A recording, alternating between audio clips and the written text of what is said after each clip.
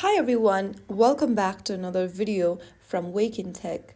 Today in this video we will be learning how to delete a conversation in Youper AI.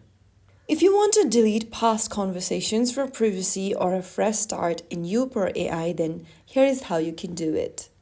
First, open up the Youper AI application on your mobile device and log in if you haven't already.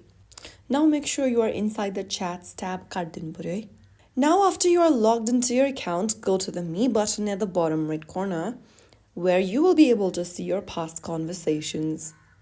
Tap on the Details button from the conversation you want to remove and then click on Delete Conversation.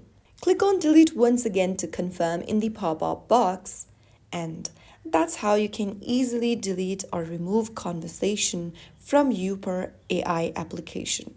If you found the video helpful, don't forget to like, share, and subscribe. I will see you in the next episode. Thank you for watching.